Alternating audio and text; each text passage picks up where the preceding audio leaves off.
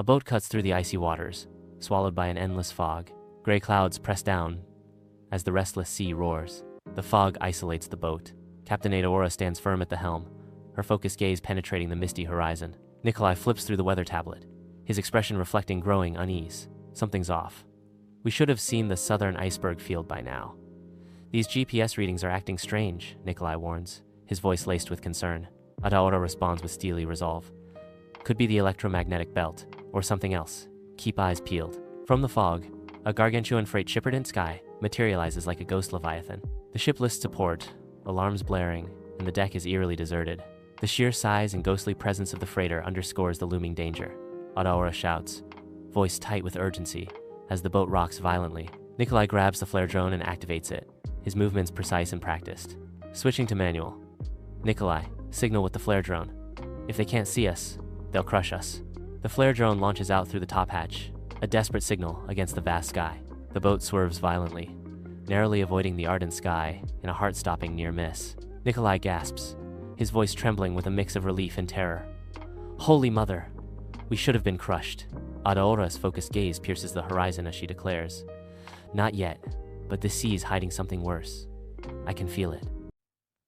In the cramped lower cabin of the boat, Adaora, Nikolai, Jamal, Sandra, and Levi gather, the air heavy with anticipation. Sandra taps the screen, her voice tinged with urgency. There's a glacier bank about 4 nautical miles east of here, but that mountain, it's been unstable for weeks. My last drone run recorded pressure shifts. Jamal's expression darkens. Pressure shifts? Like what? Icequake? Worse. An icefall.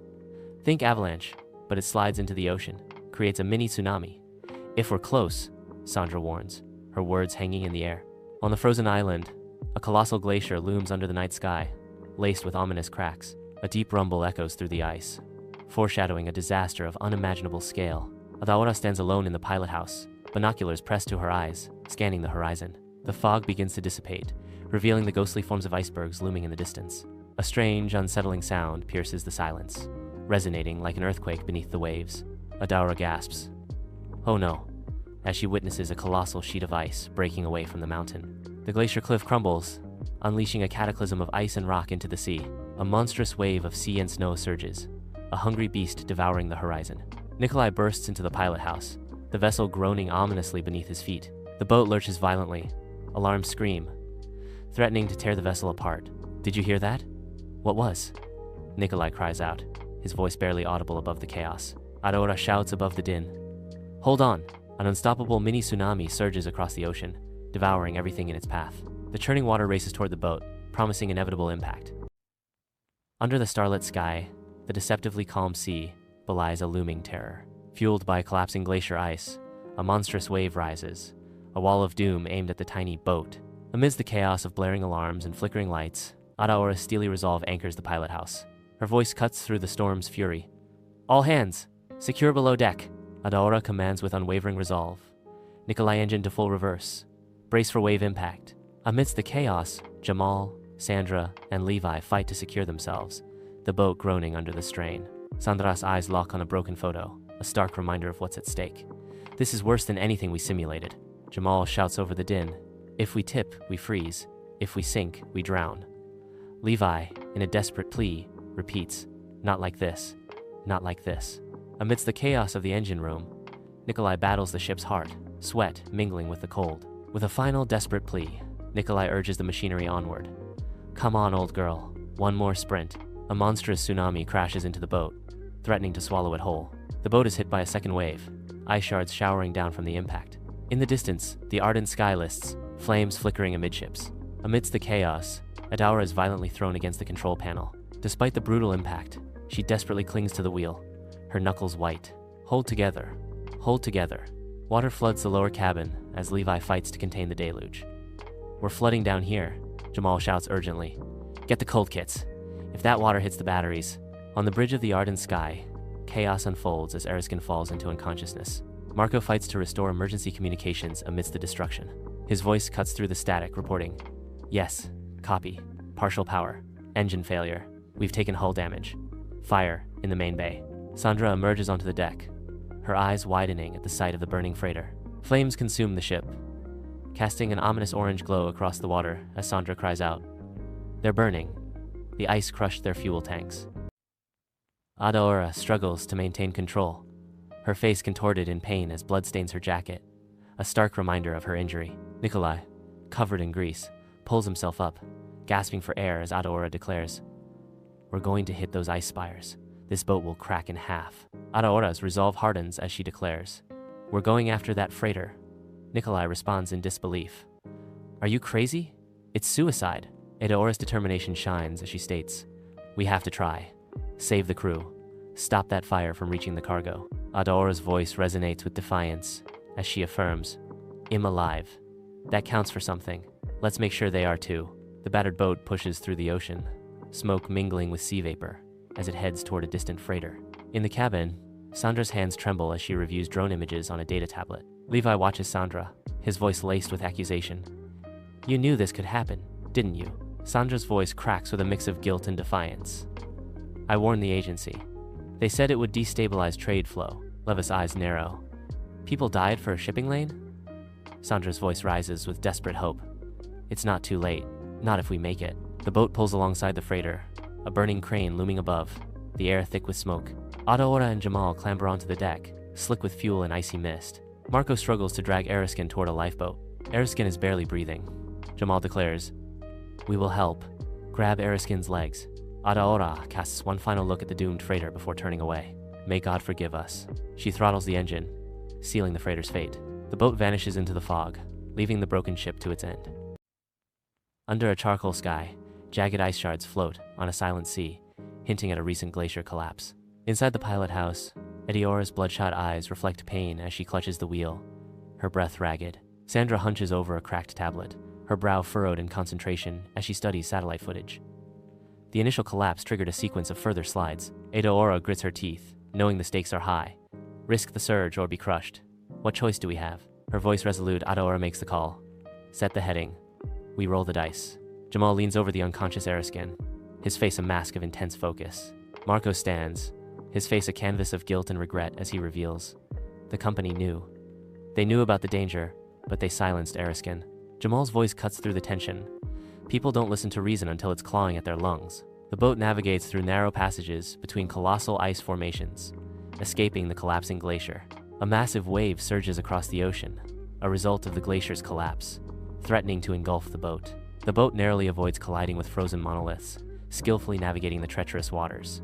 The boat is tossed perilously close to the cliff pass as the wave threatens to consume them. Adaora grips the helm, her voice cutting through the chaos. Hold straight. Hold steady. The cliff walls rise, offering a momentary sanctuary as the wave's fury dissipates against the stone. The boat is tossed violently. Sandra struggles to stay upright. Amidst the chaos, Marco shields Erikson, the boat's supplies scattering. Jamal holds his breath, bracing for impact. Silence blankets the cliff inlet, where the damaged boat rests in the rocky cradle beneath towering ice cliffs. The contrast between the serene sea and the battered vessel emphasizes the deceptive calm of the environment. Adaora slumps in her seat, her exhaustion palpable. Nikolai enters the pilot house, shaking his head in dismay. Engines need a miracle, and we're out of flares. Adaora's voice rises with a glimmer of hope. Any signal? Nikolai replies, no satellites.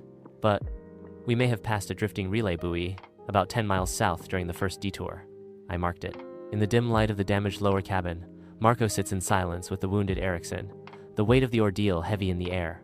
Erikson slowly opens his eyes, his gaze drifting across the shattered remains of the cabin, a grim acknowledgement of their desperate situation. With a strained voice, Erikson asks, "The ice? Did we?" Marco responds, "You saved us, sir. You turned the ship. You gave us a chance." The boat sails south, guided by compass and prayer alone. A faint metallic glint appears on the horizon, raising fragile hopes. Desperation and hope mix in the salty air.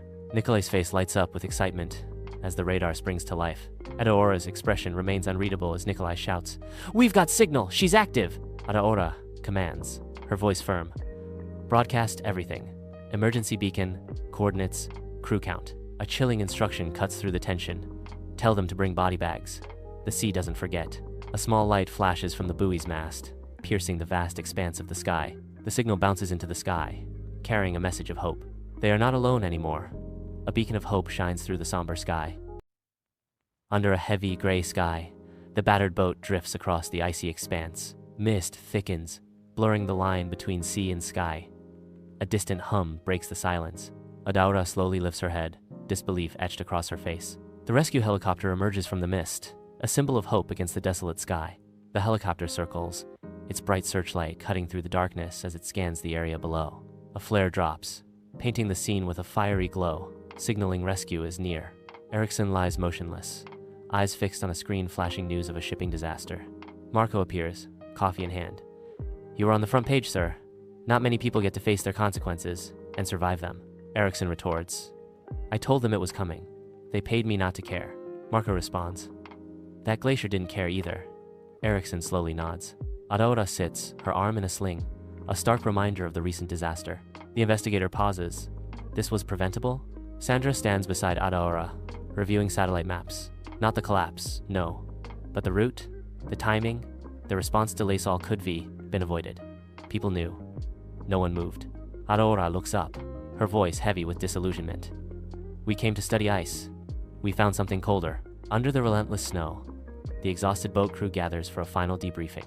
Sandra watches the new team unload equipment, muttering, "The irony. They fund the science after the catastrophe." Jamal responds, "They always do. Tragedy moves wallets faster than truth." Nikolai adds, "But hey, we made history, didn't we?"